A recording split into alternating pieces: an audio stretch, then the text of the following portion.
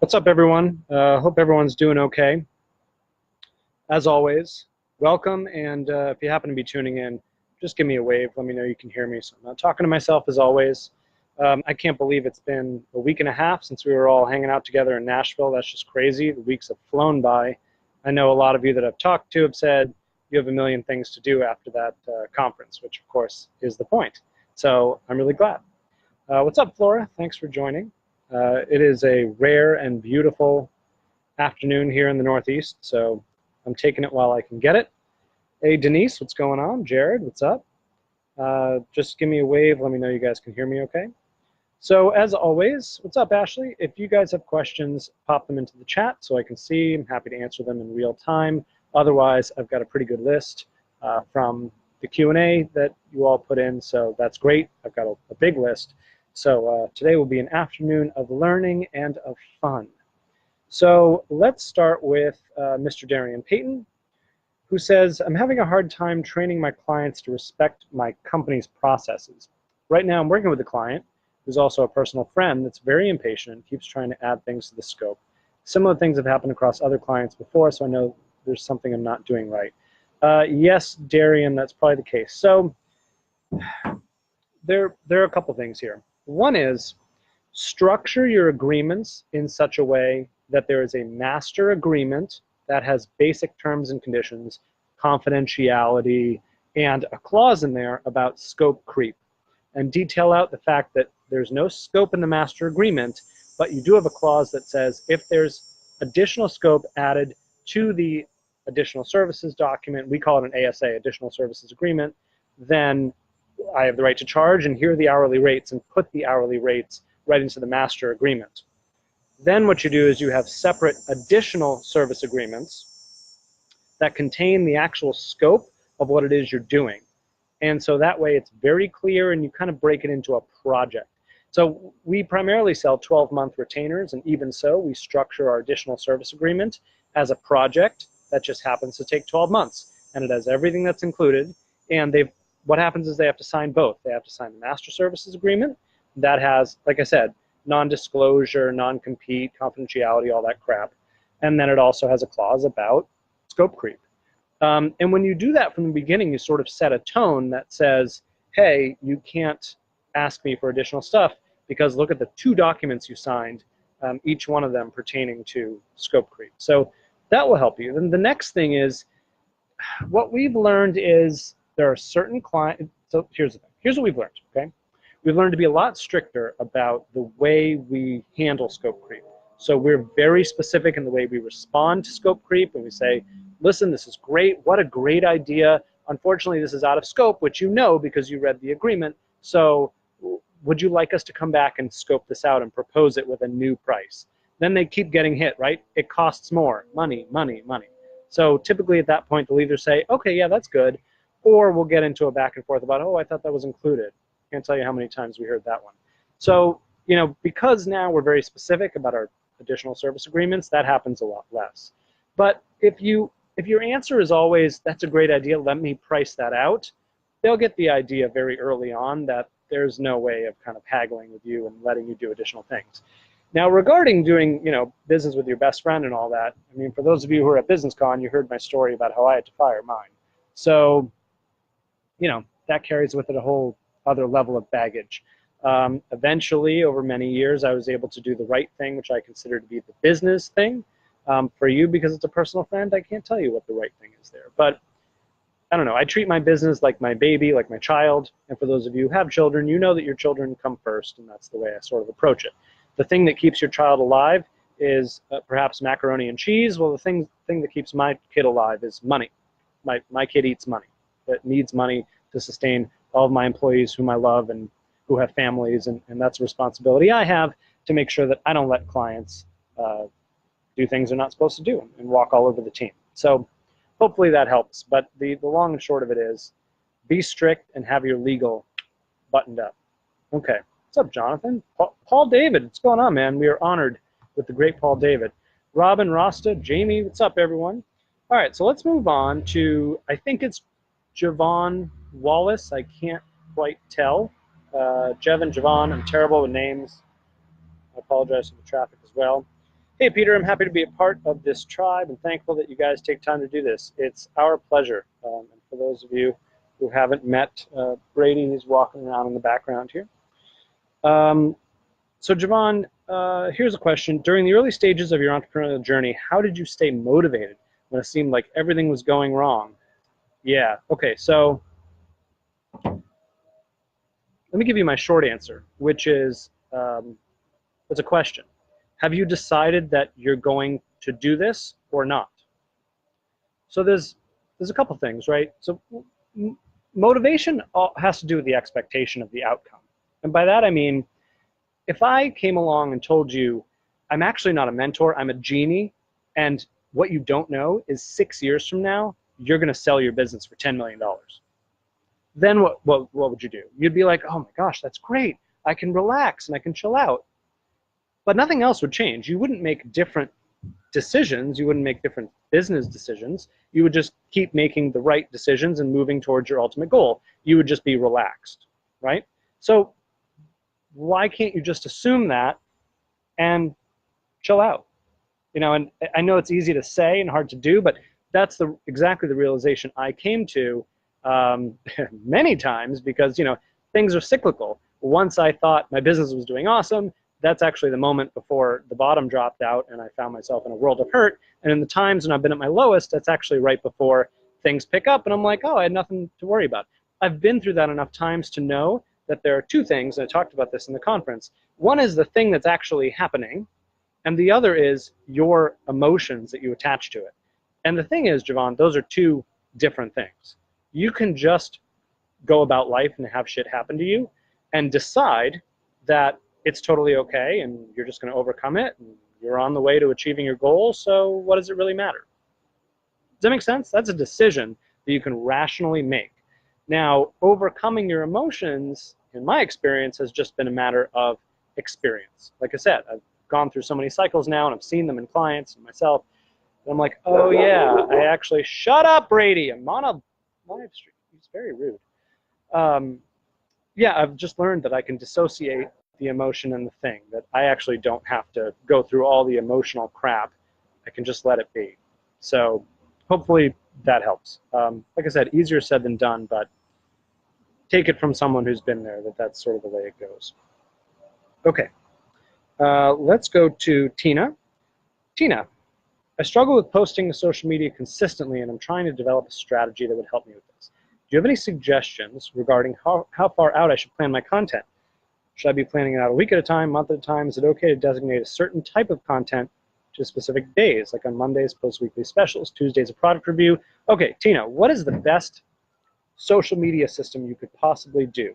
The answer is, the best social media system you could possibly do is the one that you will actually do. So ask yourself, when do you want to sit down and write and post? Is it on Mondays? Is it on Wednesdays? How many times do you want to post per day that will make you happy and not want to tear your hair out because you're trying to do 5 other things at the same time? Whatever that number is and that answer is, that's the answer. Because the system is only as good as your proclivity to work it. That's a fancy way of saying, if you don't love doing the system that you've put in place, you're not going to do the system no matter how good the system is. Now, that said, there are tools that have gone over in some master classes that will help you, like Hootsuite or socialbee.io, or there are a bunch of them. So if you just type in, social media automation tool, you'll find them. And some of those services, like SocialBee, will actually pull content for you that's relevant to your audience and distribute it through your network, so you don't have to hunt and fish for all kinds of other stuff to share. But the other thing, Tina, that I didn't see in your response was like, here's my target market. What's the best way to make money with them? That's really what I want to know. I mean, regarding social media, you can get lost and spend an awful lot of time building a following that does not make you a millionaire, by the way. So, I caution you, social media is a means. The end is hopefully making crap tons of money. And there are so many entrepreneurs I know who can't even spell Facebook, never mind know what it is or have a platform. So, I just want you to be focused on the prize. Eyes on the prize, girl. All right, let's go to Gabs. Hey, Peter, what's going on? In your book, you talked about the concept of being a consultant to your business. I did. Frankly, I'm a bit confused with advice I'm getting from various directions. Could you talk a bit about this concept and expand on what you mean by it and also what you don't mean by it? Just trying to make sure I'm not misunderstanding your message there. What a great question. So you've all probably heard of you shouldn't work in your business, you should work on your business. And it's like something that like all these entrepreneurs and entrepreneurs say, like, oh yeah, great idea. How the fuck do I do that? Right? It's like easier said than done, okay? I take a different approach. Half the time when people ask me questions about their business, I ask them the following. Okay, good question. What if I was you and you were me? What would you tell me to do? We do this all the time when we advise our friends, right? We're like, yo, you should break up with him because that guy's a douchebag and he does nothing for you, and like everyone knows except for you. And it's easy to dish that advice, but when you're dating the douchebag, all of a sudden you're like blind to it and you're like, I don't know what to do. You do know what to do, but there's all kinds of personal obstacles in your way and beliefs that are shutting you down. So it behooves all of us to learn the skill of stepping outside of our business and saying, if this were someone else's business, what kind of advice would I give? People are great at giving advice to other people's business. And half the time I'm kidding and half the time I'm not kidding. And I really have heard great advice come from people. I've heard one entrepreneur give another entrepreneur great advice on the same problem that the first entrepreneur was struggling with. And I'm like, did you just not hear yourself? You have exactly what you need. You just told her, but you asked me that same, like, what is going on here? So, you know, typically there are a couple things here. A, the answers are inside of you. Okay, try to take roadblocks out of your head, and typically you'll find the answer. Second, if you're not sure how to get those roadblocks out of your head, that's why you work with a coach or come on here and interact with the mentors, because we'll help you see the light, right? Like the answer I gave to Tina. Tina, are you sure that's the right question? Right? That's some good stuff. And the second thing is become a consultant, period. Like one of the things I did well, there weren't many of them, but one of the things I did well from very early on in my company is I got obsessed with business and how business worked and how startups came to be and how funding works. And how, like somebody at the conference was like, how do you know so many things about so many things? It's because I'm like obsessive about learning stuff. That's why I built a multi-million-dollar company and then went back to business school, even though my entrepreneur friends thought I was crazy. So I was like, I don't know what I don't know. I don't know what an Ivy League business school teaches. Now I'll know. So, you know, and lo and behold, there was all kinds of shit that I was like, oh, I never knew that. That's some good shit. So it's crazy, the stuff we do not know. And if we just have this constant appetite for knowledge, go read the business books, go seek the best, you know, best business books of 2015, 16, 17, and 18, and go read them and become a master, because the whole purpose, and this is why Columbia and Wharton and Harvard, they all, the business schools teach the case study method. Why do they do that? It's because when we read case studies of other companies going through shit, it's something that we've seen before. So this came up in the conference too, and they were like, how do you know all these things? I was like, I've seen it before. I've seen these issues before, either in my business or in my clients' businesses or in case studies that I've read or in books that I've read or in magazines I've read. Like, I've seen it before, and so I've seen the challenge and the outcome and how those two things match up. And if you can pursue that kind of learning, it's not easy, you have to work at it, then eventually you will have seen so many problems that you'll know what doesn't work and what works, and you're able to step back and be an advisor, a consultant to your company. And, you know, let me step back even further to say that you can't even do that unless you've given up your day job in your company. Like, I do not have a job in my company. And a lot of the other mentors will tell you the same thing. Like, I do not have a job. When I come in, I sit down, I'm like, what can I do today that's going to help move the company forward? I check in on all my staff. Hey, do you need me involved in that meeting? No? Great. Do you need me to check in on that proposal? No? Awesome.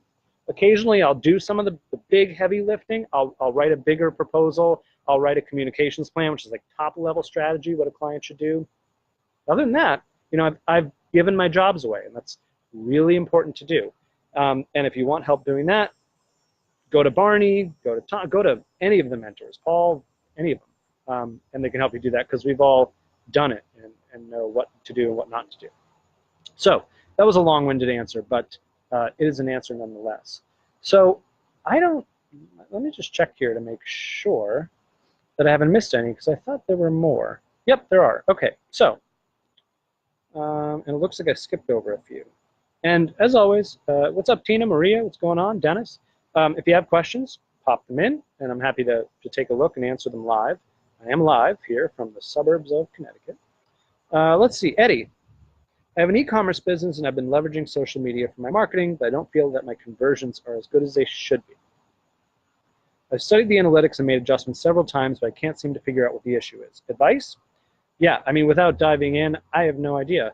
My advice is go find someone who is a specialist in running these kinds of campaigns and use them. There are a couple in this tribe. There are even more on Upwork. And a competent person who does this all the time will not only go in and see where you might be going wrong, but they'll also suggest an alternative system that their clients use that can help you. You know, here's the opportunity with Facebook is that they made it so that everyone can log in and place an ad. Yay. The problem with Facebook is they've made it so everyone can log in and place an ad. Like, it's easy enough so you think you know what you're doing, but it is really complex to warm up an audience with the right message, to get your customer acquisition cost down, to set up a proper funnel. Like, there's a whole marketing piece that needs to wrap around the ads that you're serving. It's not just deliver an ad. So yeah, I recommend, Eddie, find an expert who does that. It will save you money and time. Okay, how about Jeff? Jeff says, hi Peter, occasionally we come across a client that doesn't want to cooperate in the creative process. Sometimes we require content to be recorded with a previously approved script if the client is not local. Okay. When said client doesn't provide the necessary content and insists on using their ideas, it can cause issues and sometimes a less successful campaign. I respect their input, however, they've come to us to develop and execute a strategy. How would you approach steering said client back on track? Yeah, what a great question, Jeff, because everyone thinks that he or she is a marketer. It's like, yeah, I watch TV 24 hours a day, so I'm a marketing expert. It's like, no, you're not. You're a dumbass. Please take your fingers out of my pie. You asked me to create a pie. I gave you a pie, and you stuck your damn fingers in it. So this happens all the time. The way we have solved this, Jeff, is a couple things. We've upgraded our clientele. So typically, the clients who get involved are also the ones with a lower budget. I don't know why that's true. But, you know, in the beginning, as many of you know, I started out making like $800 TV spots. Well, guess what? Someone who's going to only pay $800 for a TV spot is the owner of a small business, and they are super involved. Like, you just took $800 of their dollars out of their checking account, which is the same checking account they pay their mortgage out of because they're a financial mess. So there are inherent problems. They want to be involved. Now, couple that with the largest clients we have. We deal with chief marketing officers or CEOs who do not have time to micromanage. Why? Because they're running their company. What a novel idea. So not only do we get paid more, but we get handed the project and said, bring us an outcome or we're going to fire you. And that's our favorite type of client to work with. So the first thing is in client selection. Okay. The second thing is, and I alluded to this earlier, be very upfront with your client. So in the beginning, we will say, listen, if you chart on a graph the amount of involvement that a customer needs to have versus the customer's results, it is a downward sloping curve.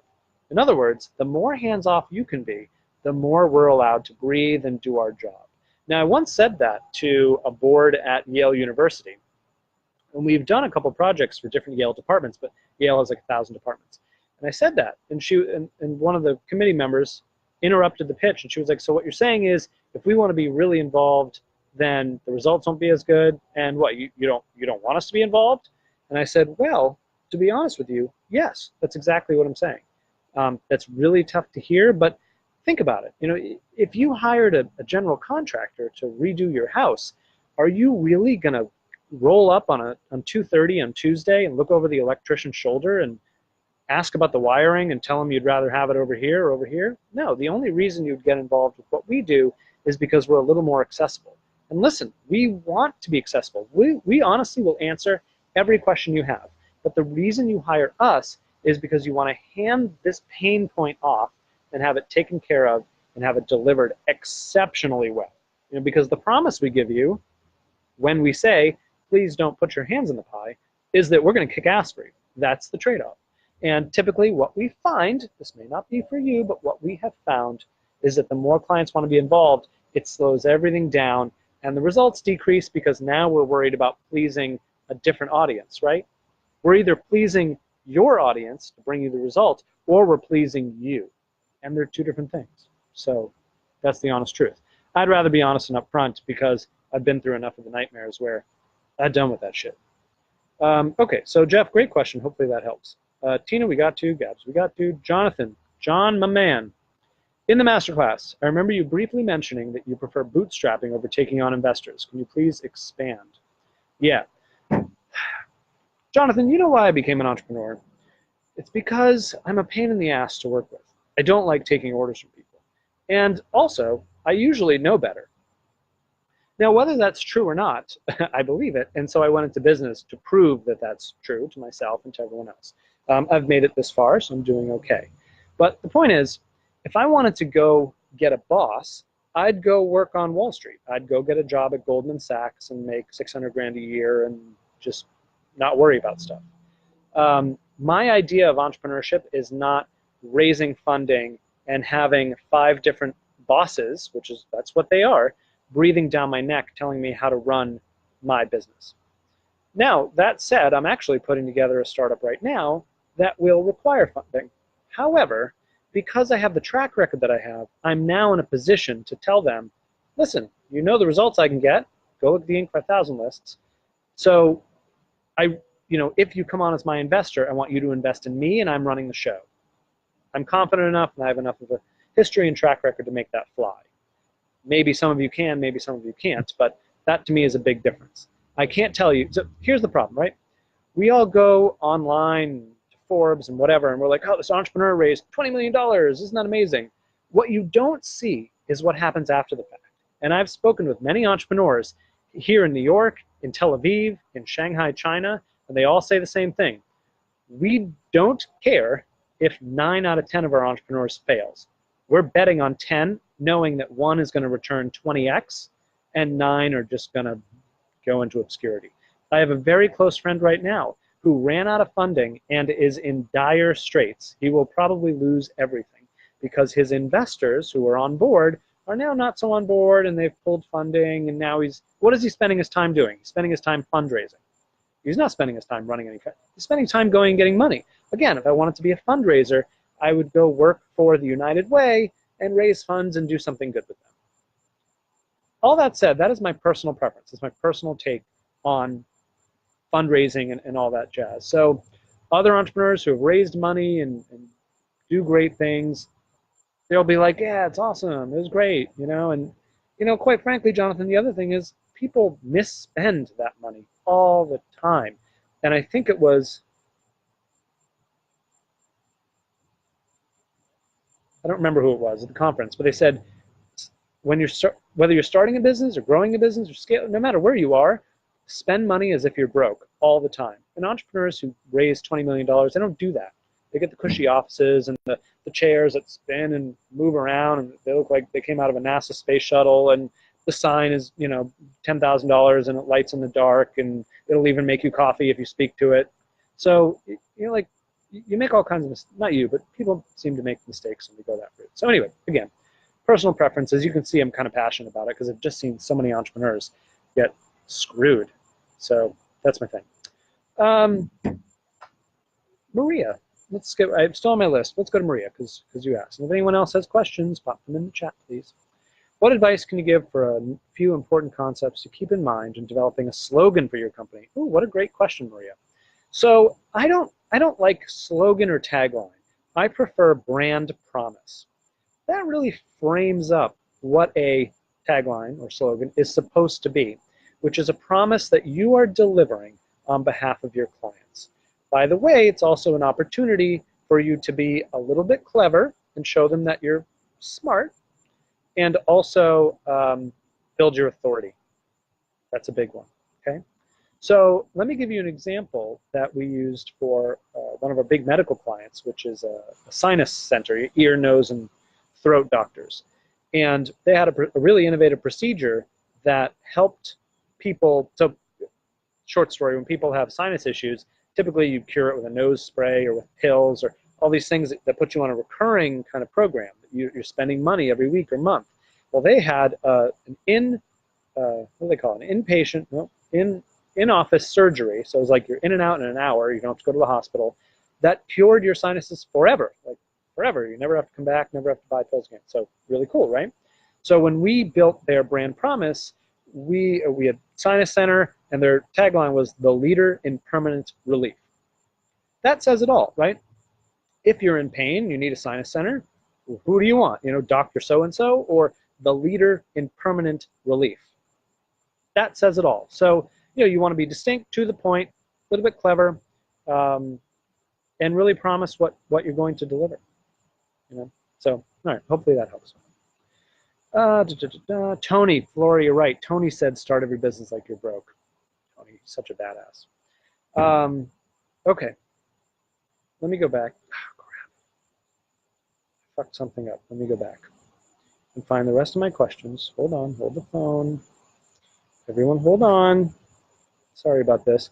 And if you have more questions, pop them in. I want to know all about it. Boom, there it is. Okay. That was John. Edwin, you recommend that you have one person or company that does all the... Oh, yeah. Okay, I responded to this, and let me share what I answered. So Edwin asked if he should have one person doing the bookkeeping, accounting, state filings, income tax returns, tax planning, et cetera, et cetera. What I said, so you were asking, Edwin, should you have one person do it all? And my answer is no. Here's what I have. I have a CFO. My CFO has an assistant, and I also have hi, Peter. Welcome to Earth. Totally forgot what I was saying. And I also have a tax accountant. Yes, tax accountant. CFO, assistant, tax accountant, okay? What does that mean? That means all three of those people would have to get together at an Applebee's and collude in order for me to get screwed, okay? The money in my companies has to go through three different people. One is responsible for accounts receivable, the other is responsible for accounts payable, the other is responsible for the books, the other is responsible for the tax accounting, and so on and so forth, okay? It's simple checks and balances. I also know of entrepreneurs who did consolidate and had it with one person, and guess what? They got screwed. You hear about this all the time with movie stars, music stars, any celebrities that are like, yay, I made it, I have all this money, I'm going to hand it to my financial advisor. And what happens? They get screwed because they gave all their money to one person. So no, I do not recommend giving all your money to one person, is the short answer. That's all I have, peeps. In that list, are there any other questions? I'm happy to take them. Hopefully everyone is implementing all the cool stuff they learned from BusinessCon. For all of you who are saying thank you, you are very welcome. Kevin, cool. Thanks for joining me, man. Daj, what's up? Ari, what's up? Yes, internal controls, right, Ari? Yeah, Ari knows. All right, if there's nothing else, then it was my pleasure, as always, to spend time with y'all. We are prepping for the next masterclass by the one and only Mr. Tom Black. Please do not miss that masterclass. The guy is a darn genius, as you already know if you were at BusinessCon.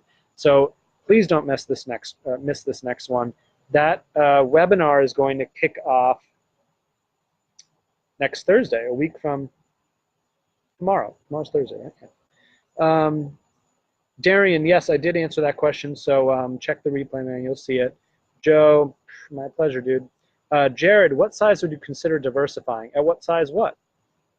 At what size what? At what size retirement portfolio? At what size employees? At what size revenue? At what size?